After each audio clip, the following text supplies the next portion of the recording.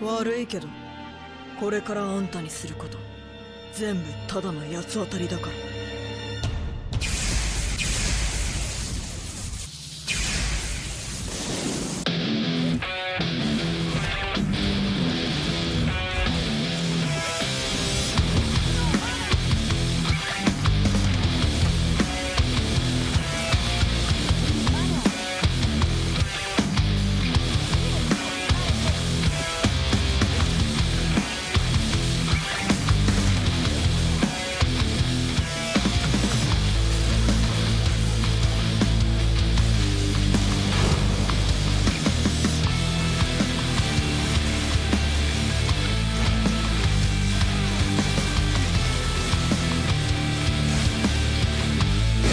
雷鳴と共に散れ。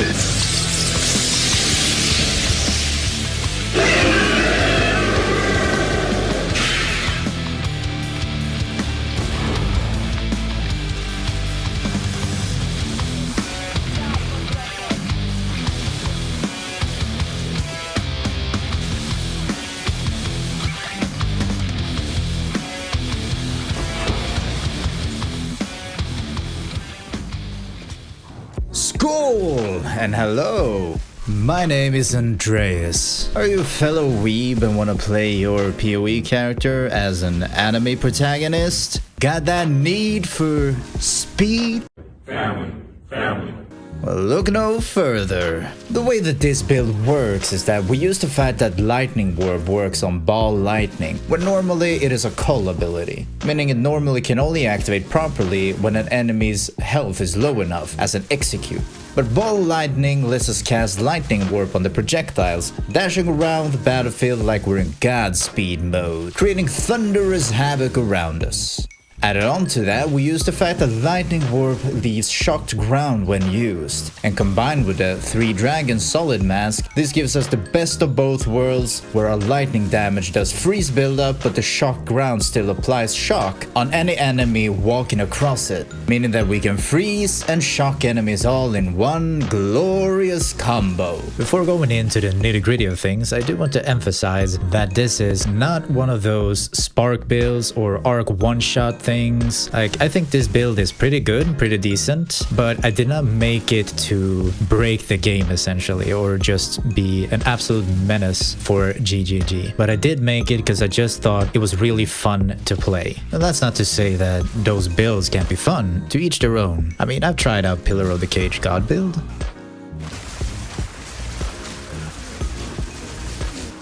I'm just saying, if you want a side of gameplay with your main course bosses, that's not so bad. So it's a really fun build, it's really cool to just jump around all over the place, and I mean, it is still pretty good. Like, I'm doing tier 10 right now, and I think as long as I get better gears and a little bit higher level so I reach specific nodes, like tier 15 is not gonna be that much of a problem, honestly. So just reminder, this build is mainly because I think it's really fun to play. It's not a super mega invincible one-shot build.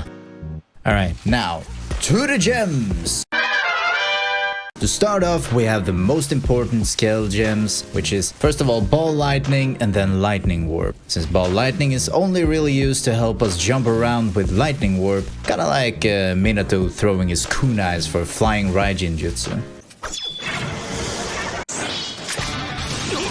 We won't really focus on damage or the high shock application of Ball Lightning, but simply to be able to efficiently cast as many as needed for our Lightning Warp. The most important support gems used are Scattershot and Unleash. With these 2 gems, we get around 6 lightning balls a shot, which is more than enough to jump around and get enemies low to start the culling.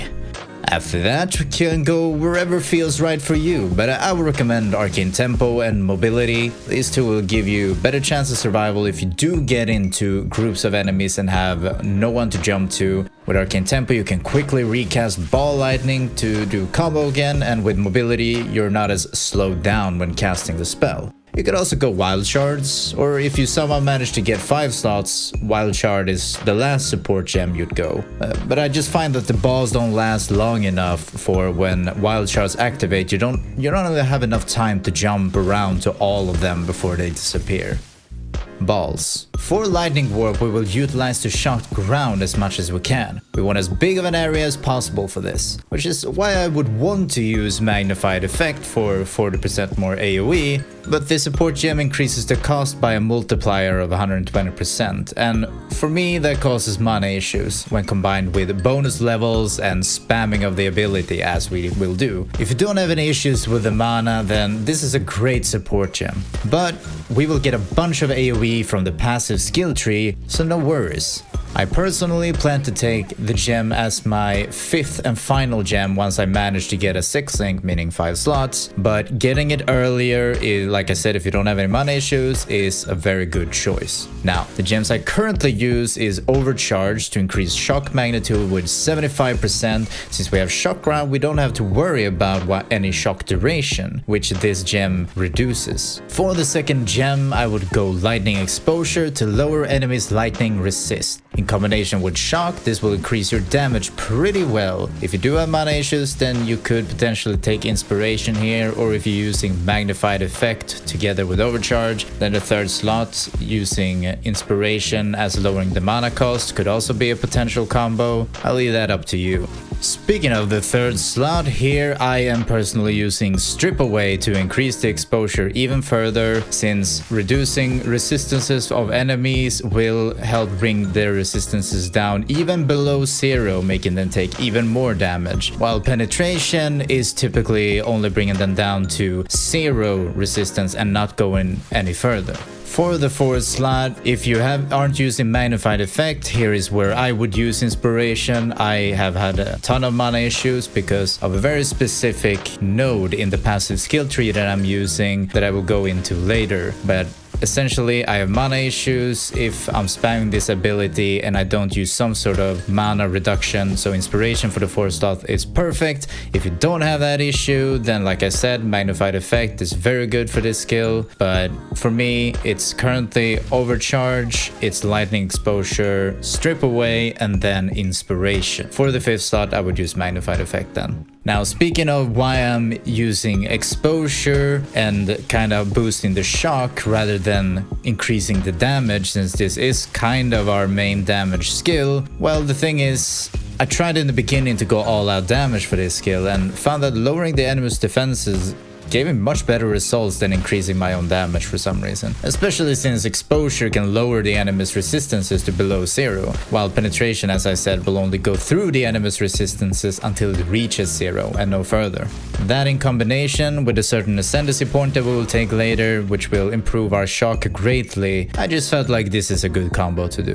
On the note of lowering enemies' resistances, here comes the staple for every build. Probably every build should have at least one of these. A curse specified for your build's damage type. Conductivity lowers enemies' resistances by 33%, lightning resistances that is, and make sure to keep this at its lowest possible level because the upgraded version only costs massively more mana without giving much benefit really. I don't know why they designed it that way. You get like 0 point something seconds extra duration and like 1% more of reduction in exchange for like 100 more mana. It's insane.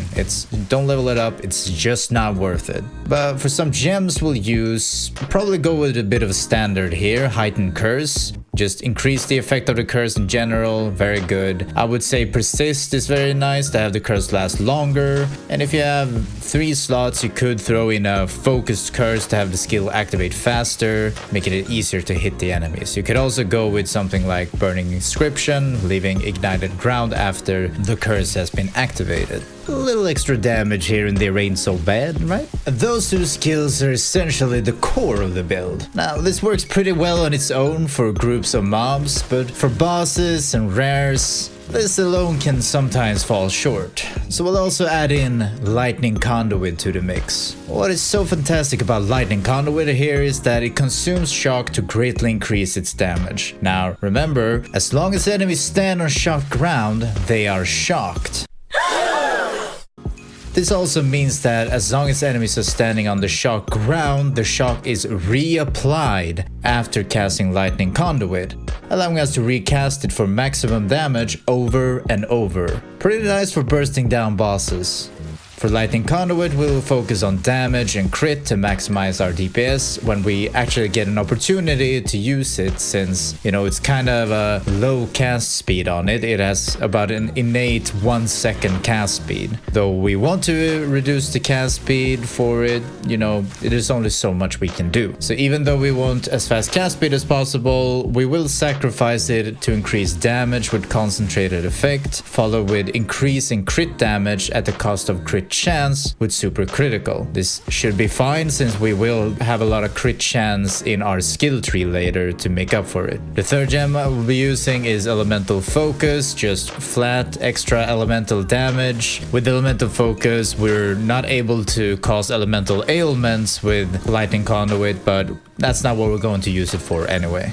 And for the fourth gem, if you do have 4 slots, I would probably add Biting Frost here, since most of the time we're using Lightning Conduit as a hard cast is when we've frozen our enemies, because that is when it's safest to use it, and it's mostly for bosses and rares. So we go in with Ball Lightning and then Lightning Orb, and once we manage to freeze them, then we can cast Lightning Conduit without any danger to ourselves, so increasing the damage by 50% through consuming that freeze is just a little cherry on top for extra damage. If your crits aren't consistent enough because you haven't gotten the points in the skill tree yet, then you can do what I'm doing right now, because that's the case for me, and use Inevitable Critical so that you have a much higher chance of getting the crit when you actually get that chance to use the Lightning Conduit. Now, in combination with Lightning Conduit, we'll use Mana Tempests every now and then with the support gem of Premeditation to massively increase the damage that the Mana Tempest will buff, and although not necessary, I added in Murderous Intent for a little calling strike, you know, you never know. Mana Tempest, of course, will drain our mana immediately, so it's not something we will use too often. It's mostly for bosses and when they are frozen, so it will feel safe, and we'll probably pop a mana pot right after, so because our mana is going to be very important, and I will go into this later. Using the 3 Dragons mask for survivability by freezing enemies and to boost our Lightning Conduit's damage is all fine and dandy. But the main reason to use it is to bring back that which was slaughtered, beaten and left for dead. I am of course talking about Cast on Freeze. Yes, as we raise this skill from the dead, it is not as it used to be, a bit slower, a bit less powerful, but it still does work pretty well. And it is somewhat consistent with Lightning Conduit, especially if we're using impetus and energy retention. Even though it doesn't cast on every pack we freeze, it is more or less every other or every third maybe. But let me tell you, I've been saved numerous times by this trigger, which just annihilates everything around me when activated. So it's still pretty good, and Cast on Freeze is better than Cast on Shock, so with the 3 Dragons mask it does work pretty consistently.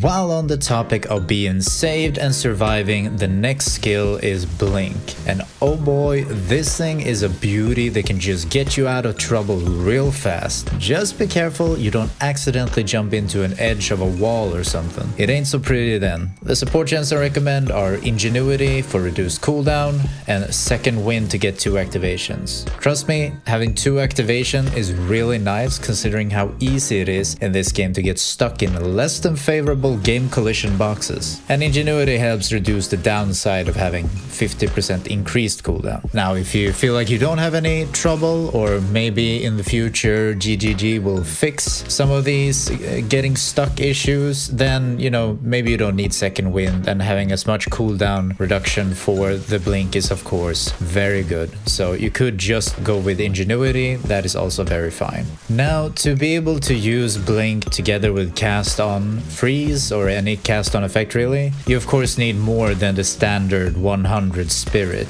So for this specific build you would need at least 120 spirits, 100 from the campaign, and then at least 20 from either your amulet, your body armor, or both combined. Doesn't really matter. If you manage to get more spirit, then you can add it in other support gems like I did. Like for example, I added in Clarity for mana regen and stuff like that. Extra spirit based support gems is just passive help. can harm, right? Now here comes the complicated part, because we're also using Archmage, specifically for when we're hard casting Lightning Conduit. How am I doing this without having 230 spirit, you ask?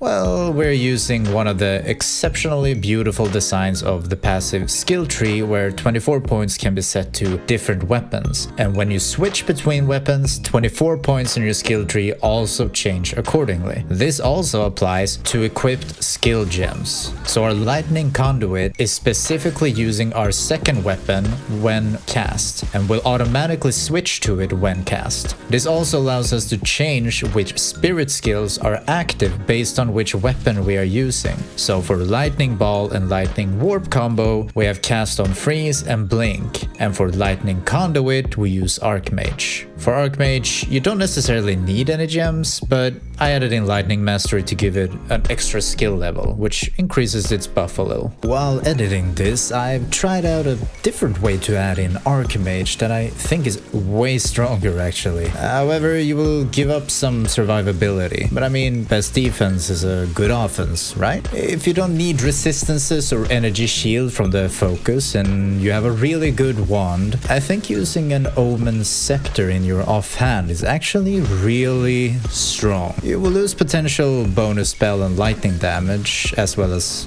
levels and spells that the focus can have, but you can still get max mana, intelligence, mana regen, as you know, good stats to focus on. But worry not. The extra damage a focus or a staff could give, you will get from the extra 100 plus spirits you'll get from the scepter. Because now you don't need to weapon swap to have Archmage active. You can have it active all the time. This increased my lightning ward damage by 3 times, meaning it went from like 3,100 or so to something like 10,000. What was good with the Omen Scepter specifically is also that the aura from this affects enemies rather than allies, which means we can take advantage of it because we're not doing a minion build. Malice, as it's called, will cause critical weakness on enemies in your presence. This increases our critical chance in general on these enemies. And hey, since we're going into the fray anyway, this works out pretty well. Lightning Warp is of course not built for crit in our skill tree, which I will get to, but the ability can still crit. All this, and on top of it, if you manage to get extra spirit on the prefix, you can add in more beneficial spirit gems like Grim Feast or Mana Remnants. You know, that's more survivability, more energy shield, more mana. It's all good. A warning though. If you go this route and you have Archmage on all the time, your mana consumption will increase greatly. So if you can't sustain this increase, I would hold off on this version of the build until you can. But just to show you a bit of the potential when Archmage is always active, let me show you when I faced the Arbiter for the first time. Now, if you don't want to get spoiled, you can skip ahead. 3, 2, 1, go!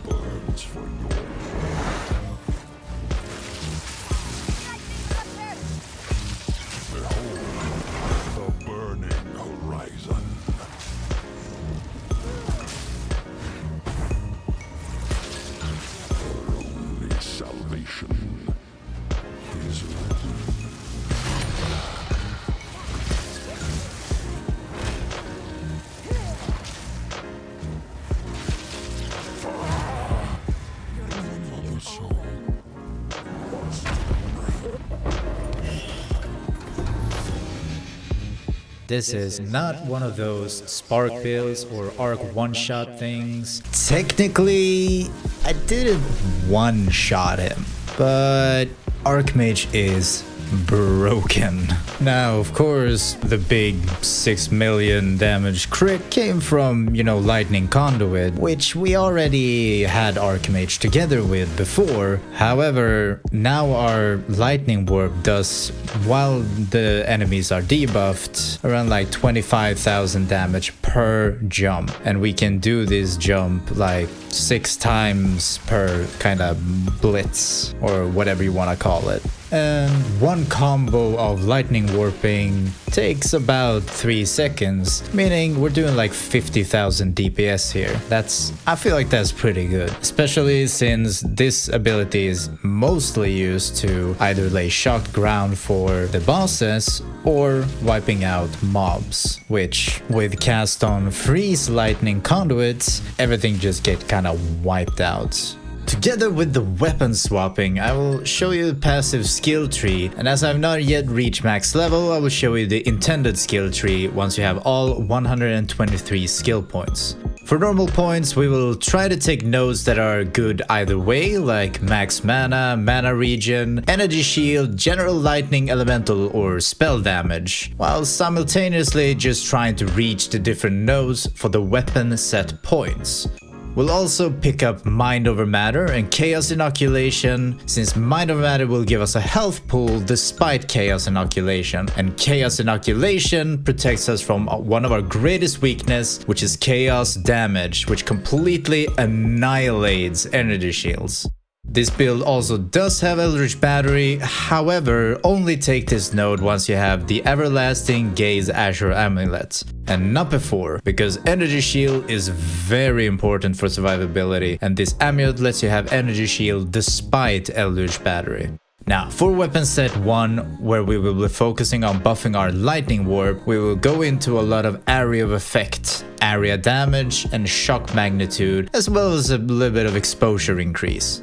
We will also go for some defenses, as the greatest flaw of this build is also having to get in close as a spellcaster who uses only energy shield. Even with 75% cold resist, we do get frozen kind of easily when it comes to tier 10 plus waystones maps, and with Chaos Inoculation our stun threshold is non-existent, since I believe it scales off of max HP. Now correct me if I'm wrong about that, I'm not sure, I've read about it, but I'm not sure if that is the case. But to try to mitigate this, we go into asceticism to make our stun threshold scale off of our energy shield, together with Icebreaker, which lets our freeze threshold increase by 100% of our maximum energy shield. I'm not sure if this works with using the Everlasting Gaze Azure Amulet and Eldritch Battery. You still have energy shield, but the game logic might see it as if you have no energy shield, and if that is the case, I might not use Eldritch Battery.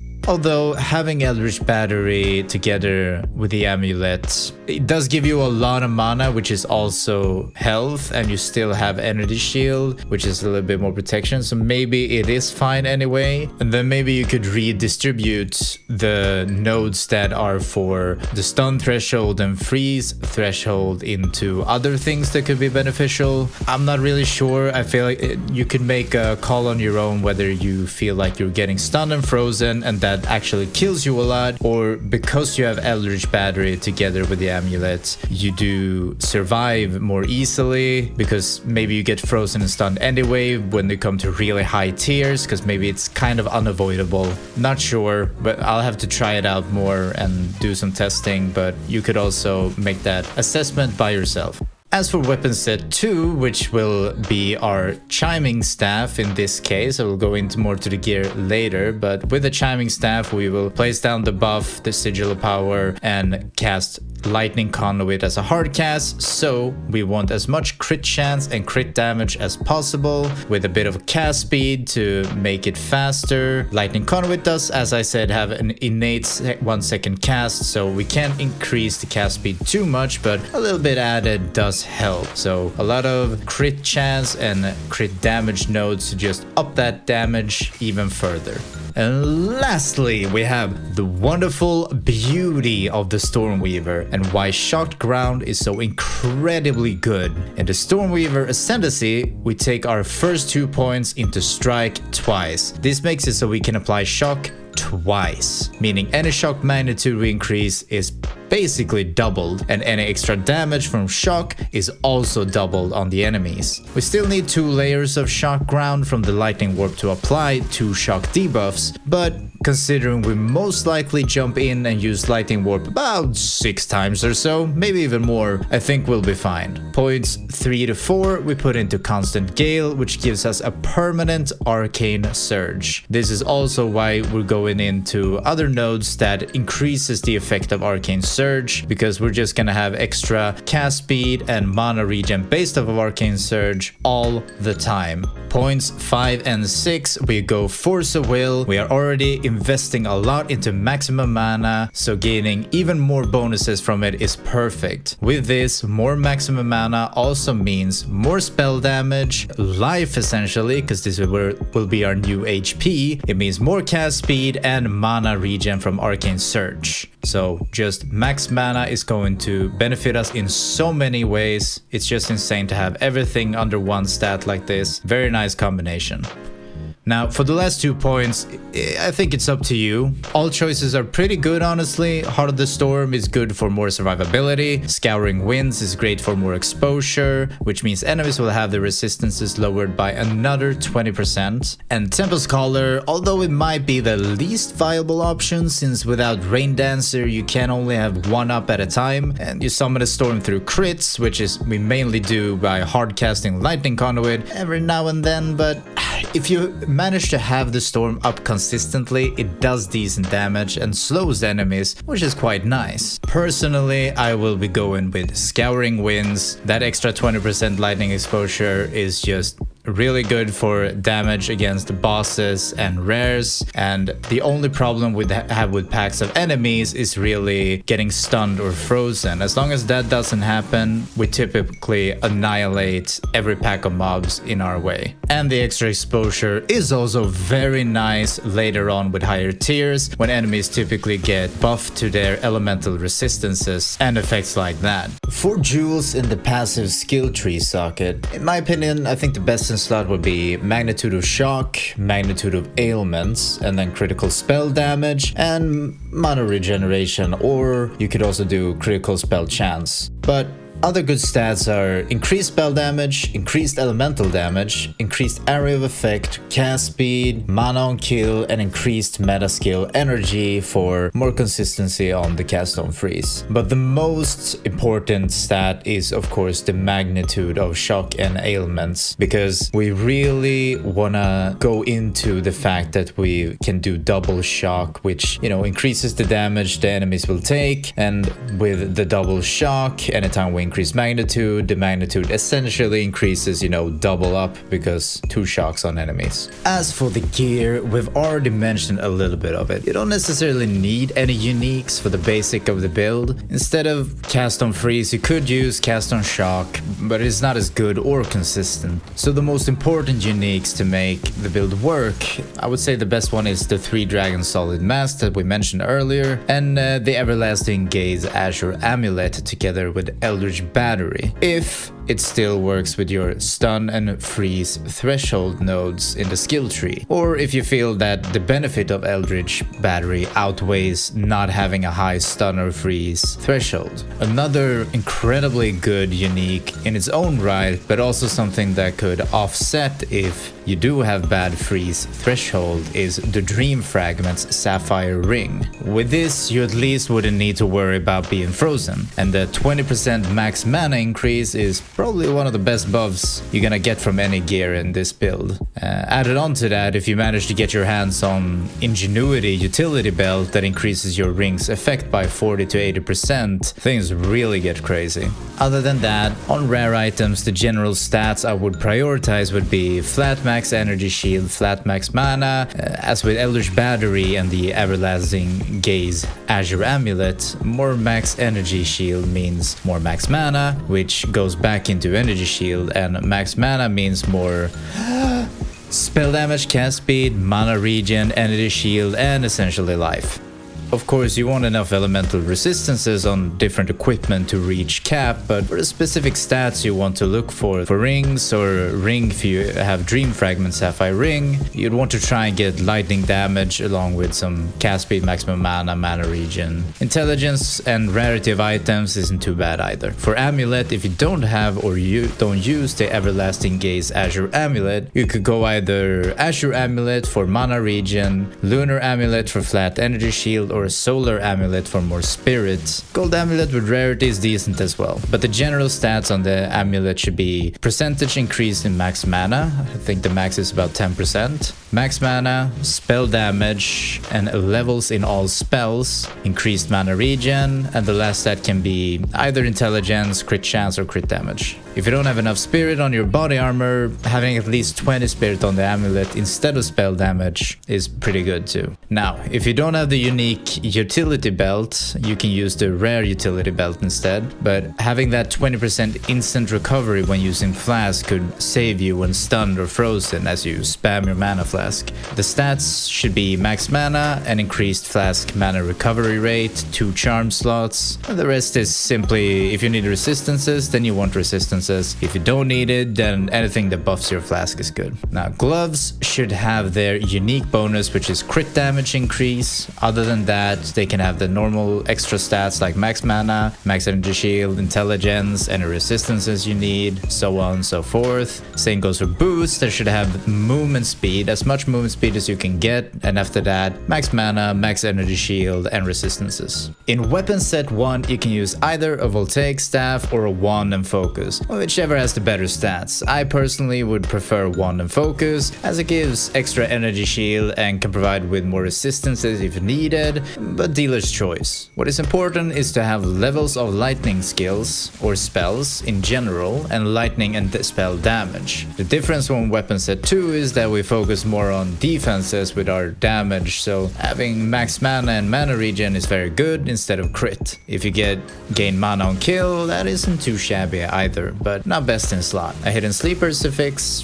which isn't something we're looking for, but if you get it along with other really good stats, it's not the worst, which is increase freeze buildup. The more and easier we freeze, the safer we are, and the faster we proc cast on freeze. Future Andreas coming back after some new testing. Like I said earlier, a third option is to use a wand and Omen Scepter here to have enough spirit for constant Archmage shenanigans. The stats you should focus on for the Omen Scepter are max mana, intelligence, spirit, and mana regen. Anything after that doesn't matter, but could potentially be nice extra stats for gear, like having dexterity to help with reaching 46 dex requirement for the 3 dragons solid mask, or maybe some ally buffs if you're doing co-op and things like that. In weapon set 2, you'd want to use a chiming staff specifically so that you get the sigil of power buff skill, and on the staff general good stats are crit damage, spell and lightning damage, extra levels in lightning skills, max mana, and lastly some crit chance. If you get